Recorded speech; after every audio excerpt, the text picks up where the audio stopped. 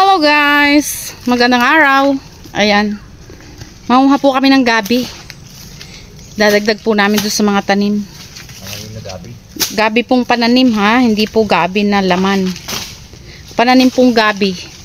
Kasi nakapanguha na po tayo ng laman. Naitanim na rin po ni Daddy yung mga hindi pa namin naitanim. Ngayon po ay gabing pananim ulit. Ayun po. Magtatanim po ulit kami Daddy ng gabi. Dadagdag po yan doon sa mga tanim na namin na gabi. Dito po yan sa ilalim nitong manggang itong amin. Dati po marami yung bunga. Nakaraang taon. Super dami. Ayan. Ang gabing pananim. Guys. Nakaisa na tayo. Isang gabi na pananim. Ito na, naka 1 point. Nanguha pa din eh. Ito po dati sobrang daming bunga. Ayan po yung dati po kayo nakakapanood sa akin year. Napakarami pong naibungan. Talaga naman pong araw-araw yung pong laglag lang. Hindi lang po isang balde. Kasi sobrang dami po ang naibungan niya nung nakaraang taon. Ngayon lang po ay hindi na masyadong bumunga. Kasi baka po nagtampo na. Kasi hindi naman po namin napanguha yung kanyang mga mga tanim, mga bunga. Dati sobrang dami po. Dito po sa lalim ay taga naman pong latag ang mga bunga. Mga laglag. Kasi po hindi namin makuha sa taas. Marami pong langgam. Ayan o. Nakadalawa na tayong gabi na pananim. Dadagdag tayo ng tanim na gabi. Kaya tayo nangunguha ng pananim na gabi. Ayan. Diba? Nakadalawa na tayo ng tanim na gabi. Tapos din naman kay Daddy. Mangunguha ulit tayo. Ayan. Ayan, nakatatlo na tayo ito. Ayan guys. Oh. Tatlo na yung nakuha namin na pananim. Iniipon ko din para isang dalahan ng ating sa pagtataniman. Guys, oh. Oh.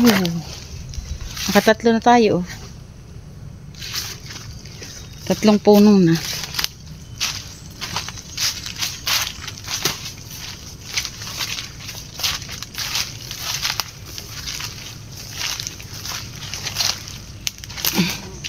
Ay, medyo matulas po.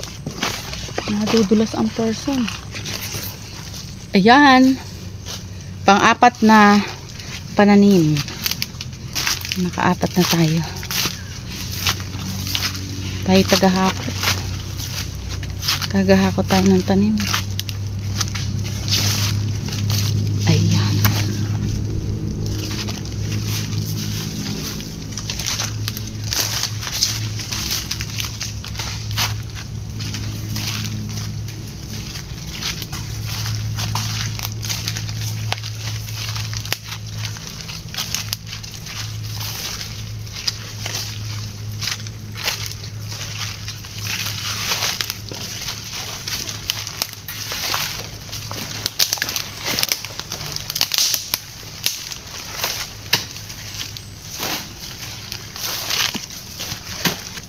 Ay, dito po ay may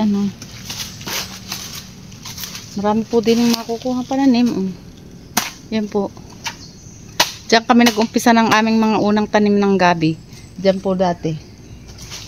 Diyan kami nanguha ni Daddy. Tapos dagdag ng dagdag. Kada taon po, nagdadagdag kami ng tanim. Kaya po, madami na kami ng tanim. Ito po, oh. Dalawa po ito. Ano pa ang isa? Ayan. Hakutin ko po ulit doon. Sasama ko doon sa ating mga nahakot na doon. Pananim. Ayan o. Dalawa po ulit ito. Tayo po ang tagahakot. Si Daddy ang tagakuha ng tanim. Itatanim na gabi. Ayan.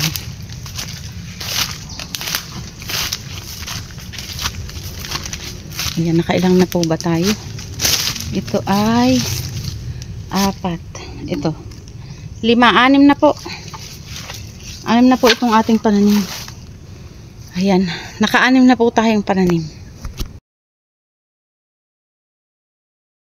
Tayo sa ano?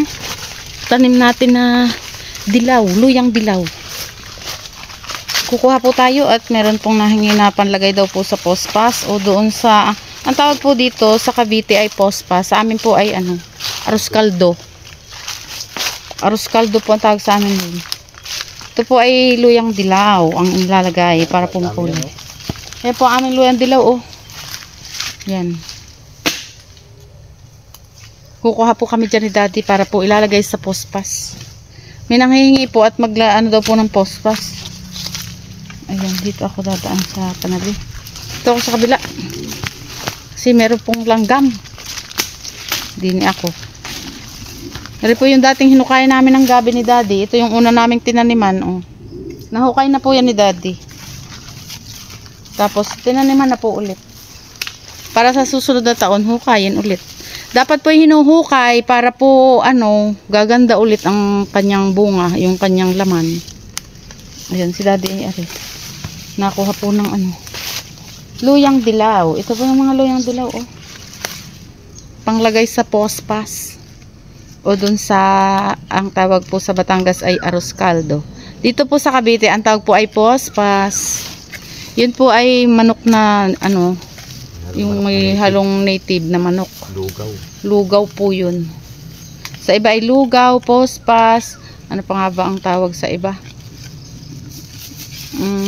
Dito po ay pospas ang tawag ng ganun.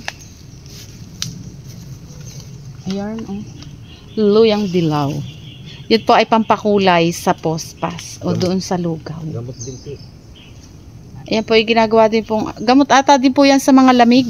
Inilalaga tapos iniinom yung sabaw. Ayan po, marami yung namin dyan. Luyang dilaw. Ayan po dyan. Pagka po yan ay tag-araw, inilalagay namin ni Daddy ng patong or yung palapa ng nyug. Tinatakpan po namin. Ayan, ito po. Hukay na si Daddy. Hinuhukay niya ang luyang dilaw. Ang luyang dilaw ay hinuhukay. Panglagay sa pospas. Ayan. Shout out po sa kilala ng luyang dilaw. Ayan. Ang luyang dilaw. Akin na nga Daddy ang isa. Pakita natin. Baka merong hindi pa nakakaalam sa aking mga viewers ng luyang dilaw. Marami na siguro yan Daddy. Tama na. Oh.